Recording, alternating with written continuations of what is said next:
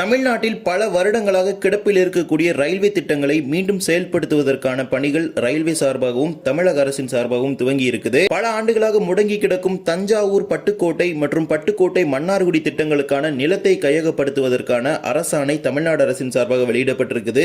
அது தவிர மதுரை கோட்டத்தில் தூத்துக்குடி மதுரை இடையான ரயில் பாதை திட்டத்தை மீண்டும் செயல்படுத்துவதற்கான சில ஆய்வுகளும் நடைபெற இருக்கிறது. இன்றைய தினம் இதை பற்றி தான் விரிவாக இந்த வீடியோல பார்க்க போறோம். சேனல் யாரா புதுசா இருந்தீங்கன்னா மறக்காம சப்ஸ்கிரைப் பக்கத்துல பெல் ஐகான் ஆல்ல போட்டுருங்க. அப்பதான் நம்ம போடுற ஒவ்வொரு வீடியோட நோட்டிபிகேஷனும் உங்களுக்கு உடனுக்குடன் வரும். வாங்க வீடியோக்குள்ள போகலாம். தமிழ்நாட்டில் ஏராளமான ரயில்வே திட்டங்கள் பல்வேறு காரணங்களால் முடங்கி இருக்கிறது. அதிலும் குறிப்பாக ஒரு சில திட்டங்களுக்கு நேரடியாகவே பதில் கொடுக்கப்பட்டிருக்கிறது. அதாவது நிலத்தை தமிழ்நாடு அரசு கையகப்படுத்தி வழங்கவில்லை அப்படிங்கிற ஒரு பதில் பார்த்தீங்கன்னா கடந்த சில ஆண்டுகளா நாடாளுமன்றத்தில் ரயில்வே அமைச்சரால் கொடுக்கப்பட்டு வந்துச்சு. இப்போது அந்த சில திட்டங்களை மீண்டும் செயல்படுத்துவதற்கான பணிகள் டெல்டா பகுதியில் துவங்கி இருக்கிறது. குறிப்பாக 2 திட்டங்கள் பட்டுக்கோட்டை டு தஞ்சாவூர் மற்றும் பட்டுக்கோட்டை டு மன்னார்குடி இந்த 2 திட்டங்களுமே இந்த நிலம் கையகப்படுத்தக்கூடிய பணிகள்ல 0% அப்படிங்கிற ஸ்டேட்மெண்ட் கொடுத்திருந்தாங்க. அந்த 2 ப்ராஜெக்ட்டுமே இப்ப அகைன் பாத்தீங்கன்னா செயல்படுத்துவதற்கு முன் வந்திருக்காங்க. அது தவிர மதுரை டிவிஷன்ல பாத்தீங்கன்னா தூத்துக்குடி டு மதுரை, முதல்ல இந்த தூத்துக்குடி டு மதுரை ப்ராஜெக்ட் பத்தி டீடைலா பார்க்கலாம். தூத்துக்குடியிலிருந்து மதுரைக்கு புதிய ரயில் பாதை திட்டம் கடந்த 2011-12 ரயில்வே பட்ஜெட்டில் அறிவிக்கப்பட்டது.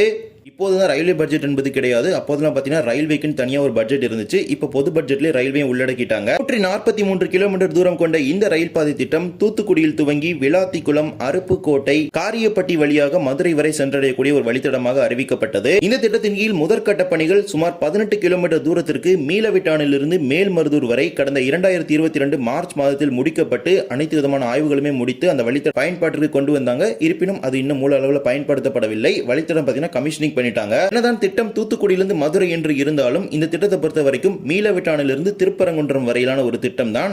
அதில் மீதம் இருக்கக்கூடிய பகுதின்னு எடுத்துக்கிட்டீங்கன்னா மேல்மருதூர்லிருந்து திருப்பரங்குன்றம் இந்த பகுதியில் தான் இன்னும் பணிகள் பத்தின நடைபெறல. கடந்த சில ஆண்டுகள் அதாவது 2022 அந்த 18 கிலோமீட்டர் ஒர்க் முடிஞ்சதோட இந்த ப்ராஜெக்ட் பாத்தீங்கன்னா அகைன் ஹோல்ட்ல போட்டுட்டாங்க. எந்த ஒரு ஒர்க்ஸ்மே நடக்காம இருந்துச்சு. இப்போ இந்த திட்டத்திற்கான மீண்டும் சில ஆய்வுகளை மேற்கொள்வதற்கான பணிகளை துவங்க இருக்கிறாங்க. அதற்கான டெண்டர்ஸும் வெளியிட்டிருக்காங்க. சுமார் 120 கிலோமீட்டர் தூரத்திற்கு இதற்கான ஆய்வுகள் நடைபெற இருக்கிறது. குறிப்பாக ஃபைனல் லொகேஷன் சர்வே, அதே போலவே டிஜிபிஎஸ் ஆய்வு, இது போன்ற சில விஷயங்கள் நடைபெற இருக்குது. குறிப்பாக ரயில் தண்டவாளம் அமையக்கூடிய இடங்கள், அதே போலவே ரயில் நிலைய கட்டிடங்கள், பாலங்கள் மற்றும் தண்டவாளங்கள் அமைந்திருக்கக்கூடிய பகுதியில் இருக்கக்கூடிய ரயில்வே லெவல் கிராசிங்கள் மற்றும் நில எல்லைகள் உள்ளிட்டவைகள் இதில் அடங்கும். அதற்கான ஒரு ஆய்வுகளை பத்தின தற்போது மேற்கொள்ள இருக்கிறாங்க. திருப்பரங்குன்றத்திலிருந்து மேல்மருதூர் வரை இதை பத்தின மொத்தமா 3 கட்டமா பிரிச்சு இந்த ஆய்வுகள் நடத்த இருக்கிறாங்க.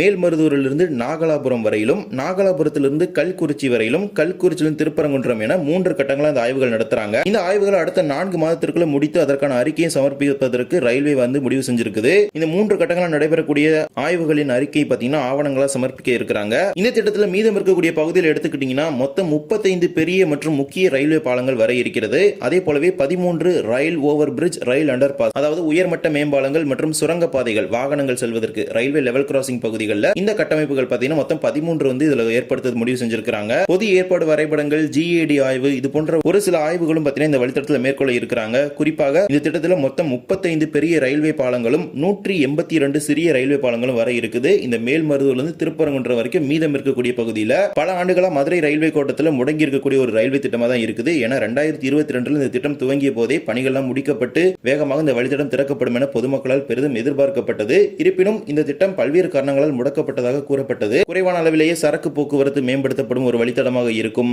அதே போலவே இதற்கான நிதி ஒதுக்கீடு குறைவு, இது போன்ற பல்வேறு விதமான காரணங்கள் ஆர்டிஐ மூலமாக பதிலாக கொடுக்கப்பட்டது. இருப்பினும் இந்த திட்டம் தற்போது மீண்டும் செயல்படுத்துவதற்கு தெற்கு ரயில்வே முடிவு செய்திருப்பதால் பொதுமக்களுக்கு ஒரு மகிழ்ச்சியான செய்தி அப்படின்னு சொல்ல முடியும். குறிப்பாக விளாத்திக்குளம், அருப்புக்கோட்டை, காரியப்பட்டி இந்த பகுதிகள்லாம் பாத்தீங்கன்னா அருப்புக்கோட்டைலாம் எடுத்துக்கிட்டீங்கன்னா ஜங்ஷன் பாயிண்டா மாறும். அதெல்லாம் இப்ப வெறும் லோ ஃப்ரீக்வன்சி ஆஃப் ட்ரெயின்ஸ் தான் ரன் ஆகிற ஒரு ரூட்டா இருக்குது. ரயில் வசதியை பெறாத இந்த தென் தமிழக பகுதிகளுக்கு பாத்தீங்கன்னா ஏராளமான ஊர்களுக்கு ரயில் இணைப்பு கிடைப்பதற்கான ஒரு வாய்ப்பு இந்த திட்டத்தின் மூலம் அமையும். இப்ப குறிப்பிடப்பட்ட ஆய்வுகள் மேற்கொள்வது தெற்கு ரயில்வே சார்பாக அறிவிப்பு வெளியிட்டிருக்கிறாங்க. இதே போலதான் திருச்சிராப்பள்ளி ரயில்வே கோட்டத்திலும் 2 திட்டங்கள் கடந்த 2013-2014 ரயில்வே பட்ஜெட்டில் அறிவிக்கப்பட்டு சுமார் 13 ஆண்டுகளுக்கு மேலாக கிடப்பில் இருக்கக்கூடிய ஒரு திட்டமா இருக்குது. அதுதான் தஞ்சாவூரிலிருந்து பட்டுக்கோட்டை மற்றும் பட்டுக்கோட்டையிலிருந்து மன்னார்குடி ஆகிய 2 ரயில் பாதை திட்டங்கள். டெல்டா பகுதியில் கடந்த 2013-14 ரயில்வே பட்ஜெட்டில் அறிவிக்கப்பட்ட ஒரு திட்டமா கிட்டத்தட்ட 13 வருஷத்துக்கு மேல பெண்டிங்ல இருக்க ஒரு ப்ராஜெக்டா இருக்குது. அதில் தஞ்சாவூர் மன்னார்குடி ரயில் பாதை திட்டத்தை பாத்தீங்கன்னா 290 கோடி ரூபாய் மதிப்பீட்டில் 2013 அமைப்பதற்கு ரயில்வே வாரியத்தில் ஒப்புதல் வழங்கப்பட்டு அறிவிக்கப்பட்ட ஒரு திட்டமாகும். இப்ப பாத்தீங்கன்னா அதோட மதிப்பீடு பயங்கரமா இன்க்ரீஸ் ஆயிருச்சு. ஆயிருச்சு. ஏன்னா கிட்டத்தட்ட 13 வருஷம் ஆயிருச்சு. இந்த 2 திட்டங்களை தான் தற்போது மீண்டும் செயல்படுத்துவதற்கு முடிவு செஞ்சிருக்காங்க.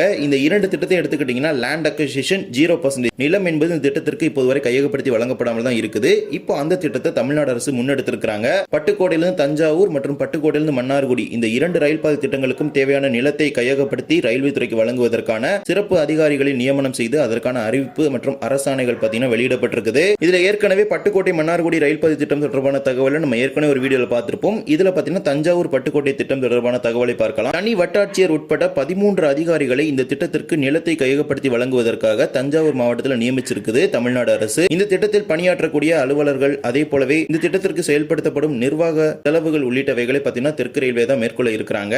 தஞ்சாவூர், ஒரத்தநாடு, திருவோணம் மற்றும் பட்டுக்கோட்டை ஆகிய 4 தாலுகாக்களில் உள்ளடக்கி இருக்கக்கூடிய 25 கிராமங்களில் நிலத்தை கையகப்படுத்துவதற்கு அரசாணையானது வெளியிடப்பட்டிருக்குது. இந்த திட்டத்தோட மொத்த தூரம் 47.20 கிலோமீட்டர், அதாவது தோராயமாக 48 கிலோமீட்டர் தூரம் ஆகும். 25 கிராமங்களில் உள்ள 150 ஹெக்டேர் நிலங்களை கையகப்படுத்தி ரயில்வே துறைக்கு வழங்குவதற்கு முடிவு செஞ்சிருக்கிறாங்க. தஞ்சாவூர் மாவட்டத்தோட வருவாய் அலுவலர் இந்த திட்டத்தினுடைய நிலம் கையகப்படுத்தக்கூடிய அதிகாரியாக செயல்பட இருக்கிறார். இந்த ரயில் பாதை திட்டத்திற்கு தேவையான நிலத்தை முழு அளவில் கையகப்படுத்தி ரயில்வே துறைக்கு வழங்குவதற்கு இந்த பட்டுக்கோட்டை தஞ்சாவூர் மற்றும் பட்டுக்கோட்டை மன்னார்குடி இந்த 2 ரயில் பாதை திட்டங்களுமே மயிலாடுதுறையிலிருந்து காரைக்குடி வரை மீட்டர் கேஜ் பாதையை அகலப்பாதையாக மாற்றக்கூடிய அந்த திட்டத்திற்குள்ள உள்ளடக்கி தான் வருது. எனவே அந்த திட்டத்திற்கு எவ்வளவு நிதி ஒதுக்கீடு செய்யறாங்களோ அந்த நிதி இந்த திட்டங்களுக்கு பயன்படுத்தப்படும். தற்போது தமிழ்நாடு அரசின் சார்பாக இந்த 2 திட்டங்களுக்கும் அதற்கான அதிகாரிகள் நியமிக்கப்பட்டு நிலம் கையகப்படுத்தக்கூடிய பணிகளை தமிழ்நாடு அரசு துவங்கி இருக்குது. மேலும் இந்த நிலம் கையகப்படுத்துவதற்கான முதற்கட்ட நிதியை தெற்கு ரயில்வே விடுவிக்க வேண்டும் என்கிற ஒரு கோரிக்கையும் பார்த்தீங்கன்னா முன் வச்சிருக்காங்க. இந்த திட்டத்திற்கான நிலத்தை கையகப்படுத்துவதற்கான அரசாணையும் பார்த்தீங்கன்னா ஏற்கனவே ரயில்வே துறைக்கு தமிழ்நாடு அரசின் சார்பாக அனுப்பப்பட்டிருக்குது. இந்த 2 திட்டங்களுமே டெல்டா பகுதியில் ஒரு முக்கியமான திட்டங்களாக பார்க்கப்படுது. இந்த 2 திட்டங்களும் செயல்படுத்தப்பட்டு முழு அளவில் பயன்பாட்டில் வரும் பொழுது தஞ்சாவூர் பட்டுக்கோட்டை மற்றும் மன்னார்குடி பட்டுக்கோட்டை என்று இணையும் பொழுது பட்டுக்கோட்டை ஒரு சந்திப்பு ஜங்ஷன் பாயிண்ட் ரயில் நிலையமாக மாறும். பட்டுக்கோட்டையிலிருந்து மதுக்கூர் வழியாக மன்னார்குடி வரை 44 கிலோமீட்டர் தூரத்திற்கும், பட்டுக்கோட்டையிலிருந்து ஒரத்தநாடு வழியாக தஞ்சாவூருக்கு 48 கிலோமீட்டர் தூரத்திற்கும் இந்த ரயில் பாதைகள் அமைப்பதற்கான நிலத்தை கையகப்படுத்தி வழங்குவதற்கு தற்போது தமிழ்நாடு அரசின் சார்பாக அரசாணை வெளியிடப்பட்டிருக்குது. அடுத்த ஓராண்டு காலத்திற்குள் இந்த நிலத்தை கையகப்படுத்தி வழங்கக்கூடிய பணிகளை பத்தின மேற்கொள்வதற்கு முடிவு செஞ்சிருக்காங்க. இது டெல்டா பகுதி மக்களுக்கு ஒரு மகிழ்ச்சிகரமான செய்தி அப்படின்னு சொல்ல முடியும். ஏனென்றால் ஏற்கனவே திருத்துறைப்பூண்டியிலிருந்து நாகப்பட்டினத்திற்கு புதிய ரயில் பாதை அமைக்கக்கூடிய பணிகள் நடைபெற்றுக் கொண்டிருக்கிறது. அதே போலவே காரைக்கால் பேரளம் இடையேயான அகல ரயில் பாதை திட்டம் முழு அளவில் முடிக்கப்பட்டு பயணிகள் பிரிவு மற்றும் சரக்கு பிரிவு போக்குவரத்து நடைபெற்று வரும் நிலையில் தற்போது பட்டுக்கோட்டையை சந்திப்பாக அமைத்து இருவேறு ரயில் பாதைகள் திட்டம் அமைக்கப்படுவதற்கான ஒரு நிலத்தை கையகப்படுத்துவதற்கான பணிகளும் தற்போது துவங்க இருக்கிறாங்க. இது மகிழ்ச்சிகரமான செய்தி அப்படின்னு சொல்ல முடியும். தஞ்சாவூர் மாவட்டத்தை எடுத்துக்கிட்டீங்கன்னா அதிராம்பட்டினம், பட்டுக்கோட்டை, பேராவூர் இதெல்லாமே தஞ்சாவூர் மாவட்டத்தின் கீழே தான் வருது. அந்த மாவட்டத்தோட தலைநகரோட இணையும் பொழுது இந்த பகுதி மக்களுக்கு பயனுள்ள ஒன்றாக இருக்கும் ரயில் போக்குவரத்து அப்படிங்கிறது. அதே போலவே மன்னார்குடியில் அமைக்கக்கூடிய இந்த ரயில் பாதை திட்டம் என்பது மன்னார்குடி தென் மாவட்டங்களோடு நேரடியாக இணைக்கக்கூடிய ஒரு திட்டம். மன்னார்குடி என்பது இப்போது ஒரு டெடன், அதாவது ஒரு முட்டு சந்து மாதிரி தான் இருக்கு. அது கண்டினியூஸா வரும்போது ஏராளமான ஊர்களுக்கு மன்னார்குடி வழியாக ரயில் இயக்குவதற்கான ஒரு வாய்ப்பும் அமையும். இந்த அறிவிப்பு தற்போது வெளியிடப்பட்டிருக்குது. இது ஒரு மகிழ்ச்சிகரமான செய்தி அப்படின்னு சொல்ல முடியும். இதை பற்றிய தங்களுடைய கருத்துக்களை கமெண்ட் செக்ஷன்ல சொல்லிட்டு போங்க. இந்த ஒரு வீடியோவில் தான் இந்த வீடியோ பிடிச்சிருந்தா மறக்காம like and share and subscribe பக்கத்துல பெல் ஐகான் ஆல்ல போட்டுருங்க. அப்பதான் நம்ம போற ஒவ்வொரு வீடியோட நோட்டிபிகேஷன் உடனுக்குடன் வரும். இன்னொரு வீடியோவில் சந்திக்கலாம். தேங்க்ஸ் ஃபார் வாட்சிங்.